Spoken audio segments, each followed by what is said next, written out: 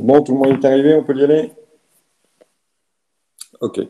Donc, dans mes souvenirs, on s'était quitté vendredi, il me semble bien, euh, et nous avions terminé sur la correction de l'annale 2018, et je vous avais demandé de regarder l'annale 2017 pour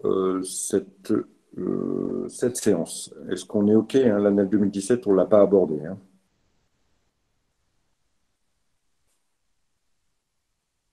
Non? OK, ça marche.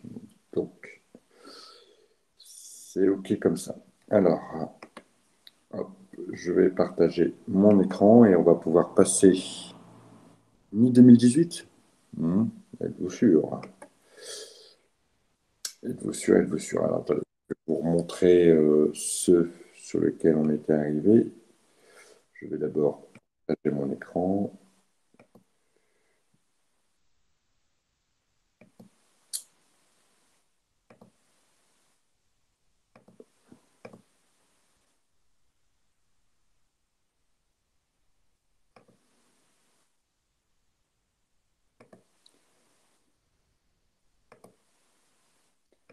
Donc, cet exercice-là, on est OK. A priori, je pense qu'on l'a fait, hein. D'accord? Si j'ai la correction, c'est qu'a priori, nous l'avons fait ensemble. Vous m'arrêtez si je me trompe, mais nous étions arrivés à l'annale 2017. Oui, oui, c'est fait. Ok, parfait. Vous m'avez fait peur, je me suis dit, bah zut. Et donc, on va pouvoir aborder. Je vais supprimer les deux petits cadres qui sont là. Si j'y arrive.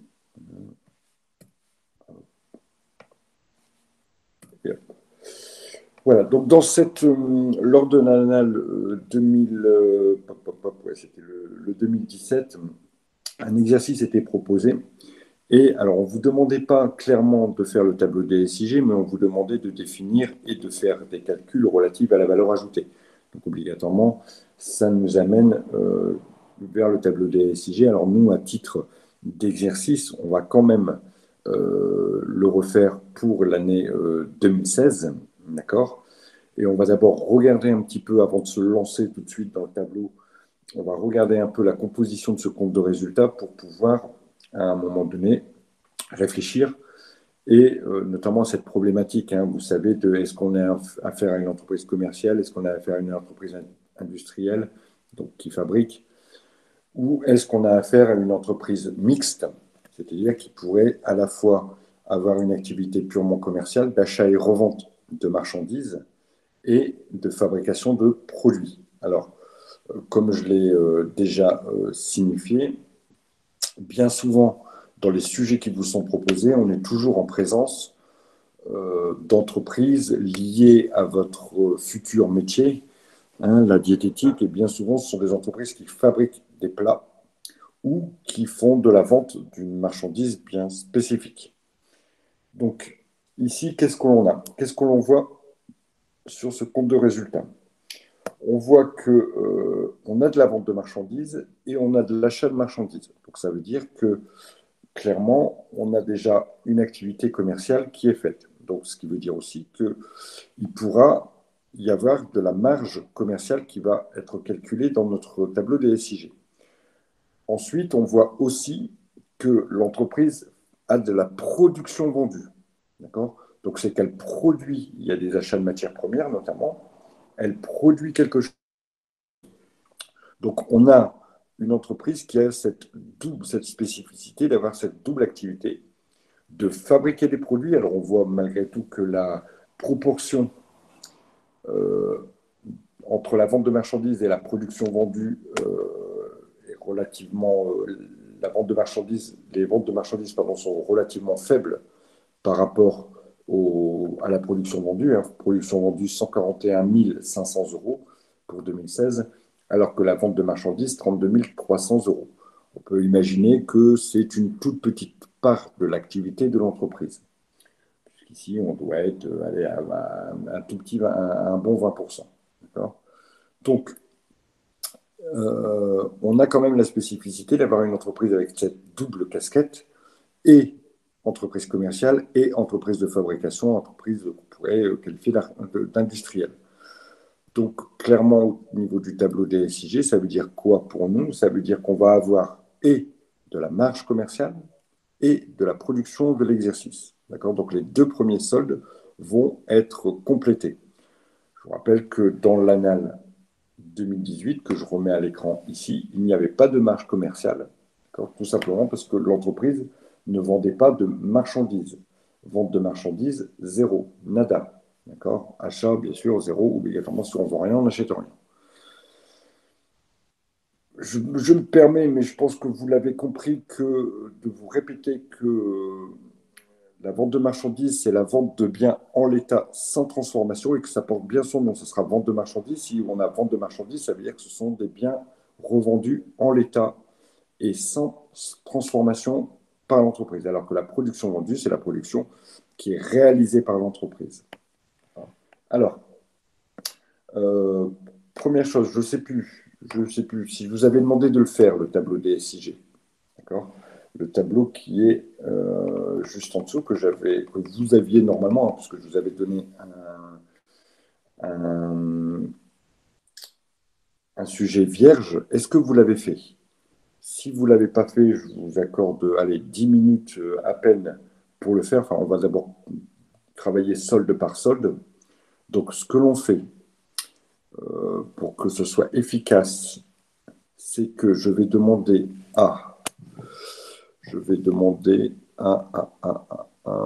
Donc, ça, je me souviens d'avoir déjà interrogé. Je vais demander à Natacha Bogiro. Natacha, puisqu'apparemment vous êtes parmi nous, d'accord. C'est vous qui me donnerez la réponse pour la marge commerciale. Je vais vous laisser 2-3 minutes, hein, évidemment.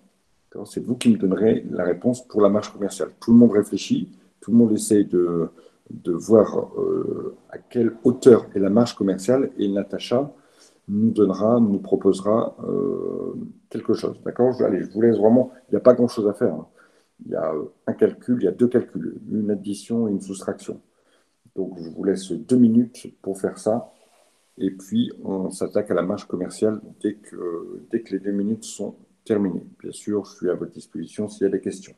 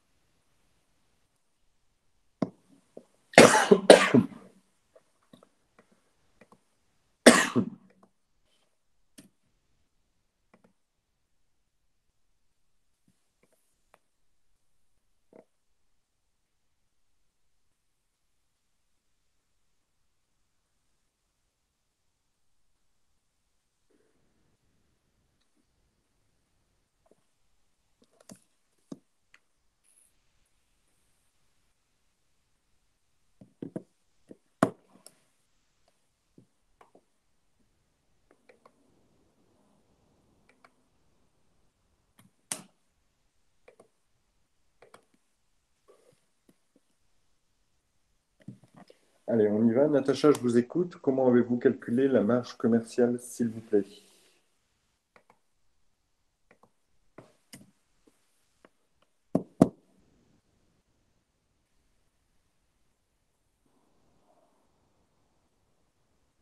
Natacha pas là. Alors, 18 300, c'est votre résultat, hein, ça. D'accord? Bon, je vais le noter. On va voir si a priori, je vais le noter là, 18 300. Et on va voir si ça correspond. Alors d'abord, concernant la vente de marchandises. La vente de marchandises, pas très compliqué, on va reprendre notre tableau et on va s'apercevoir qu'effectivement, il y a 32 300 € de vente de marchandises. Donc on va pouvoir indiquer ici qu'il y a 32 000 € de vente de marchandises. Maintenant, concernant le coût d'achat des marchandises vendues, attention dans cette partie-là, d'accord? Attention dans cette partie-là, chose que je ne pense pas que vous ayez pris en compte, Natacha, mais c'est pas grave. C'est le moment de se tromper pendant les exercices. Il faut prendre l'achat de marchandises plus la variation de stock de marchandises, c'est-à-dire les marchandises qu'éventuellement je n'ai pas vendues. Ici, donc ça veut dire quoi? Ça veut dire que il fallait prendre les 20 000 et plus moins 14, plus moins 6 000, d'accord? Les 20 000 que l'on a ici, plus moins 6 000 que l'on a là. Ce qui veut dire que pour les coûts d'achat des marchandises vendues, on obtient 14 000. Donc la marge commerciale, elle est de 32 300 moins les 14 000.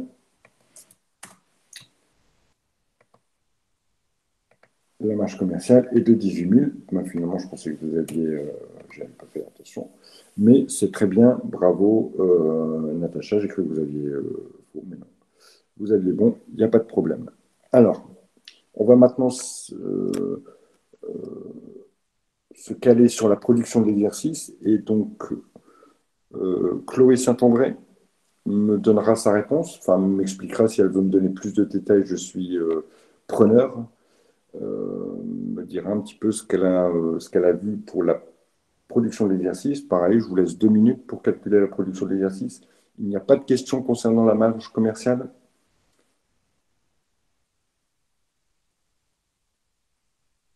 Donc, ben, s'il n'y a pas de question, donc on peut passer à la production de l'exercice qui va être calculée en faisant les produits moins les charges, éventuellement s'il y en a, bien sûr. Allez, je vous laisse 2 minutes, pareil, et on regarde la production de l'exercice.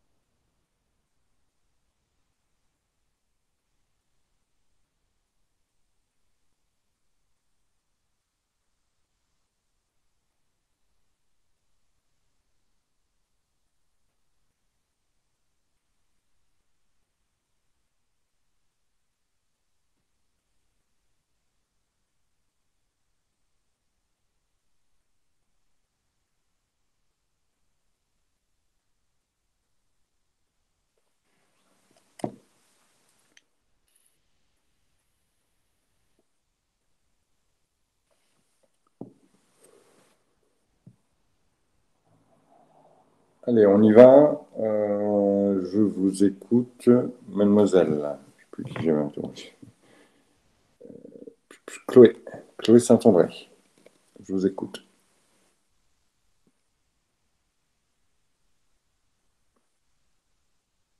Concernant déjà les produits, comment avez-vous fait? J'ai pas trouvé. D'accord. Alors, concernant les produits, on a ici trois possibilités hein, qui vont venir s'ajouter. On va venir chercher la production vendue. D'accord. La production stockée, c'est-à-dire les produits qui ont été fabriqués mais qui n'ont pas été vendus, donc qui sont restés en stock. Malgré tout, ils ont été fabriqués. Et ensuite, la production immobilisée. Je vous rappelle que la production immobilisée, c'est la production de biens d'immobilisation à destination de l'entreprise. D'accord? Je ne sais pas, moi, si je dois faire repeindre un local et que j'ai des ouvriers, ben, je vais leur demander de repeindre le local, mais malgré tout, ces gens-là travaillent. Donc, il y a de la production qui est faite. D'accord? Donc, ça va s'enregistrer dans un compte qui s'appelle production immobilisée. Alors, regardons au niveau des produits. Ce que l'on a dans notre compte de résultat au niveau des produits, il est indiqué production vendue ici pour 141 500. Donc, je vais reporter mes 141 500 ici. Y a-t-il de la production stockée que je trouverai toujours dans la partie des produits, hein? Y a-t-il de la production stockée? Y a-t-il de la production immobilisée? Non, il n'y en a pas, d'accord, puisque je n'en ai pas inscrite dans mon compte de résultat ici. Donc, la totalisation ici de ma production en termes de produits est de 141 500. Y a-t-il eu du déstockage de production, c'est-à-dire des produits qui ont été fabriqués en 2015 et qui ont été vendus en 2016? Y en a-t-il? Pouvez-vous répéter, s'il vous plaît, la production vendue? Oui, je répète la production vendue. Donc, c'est la production vendue, c'est je produis pour 141 000 euros de plats que j'ai vendus, tout simplement. D'accord? Et la production vendue, on la retrouve clairement identifiée dans mon tableau comme production vendue. 141 500 pour l'année 2016. Je disais aussi qu'il n'y a pas de production stockée, donc il n'y a pas de choses que j'ai fabriquées et que je n'ai pas vendues, et qu'il n'y a pas non plus de production immobilisée, c'est-à-dire de la production d'immobilisation pour moi-même. Donc, le total de mes produits ici, c'est juste la production vendue à hauteur de 141 000. Donc, il n'y a aucun calcul. Ben non, finalement, je vous dis, hein, c'est relativement simple. D'accord? Alors, il y en aura un petit concernant les consommations en provenance des tiers, mais ici, à ce stade-là, c'est pas très compliqué, hein. Il n'y a même pas de calcul à faire. Puisque au niveau du déstockage de production, on l'aurait au niveau des charges, hein. On aurait déstockage de production, et ici, on n'en a pas. D'accord? Donc, le déstockage de production, pareil, nada. Au finish, ma production vendue, ici, elle est égale à 141 500. Voilà, c'est tout. Donc, rien de très compliqué à ce niveau-là. Concernant la marge commerciale, on est à 18 300 et concernant la production de l'exercice, on est à 141 500. Nous allons maintenant nous attaquer à la valeur ajoutée. Troubili boum, c'est quoi? Andouille. On va demander à, à, à, à, à,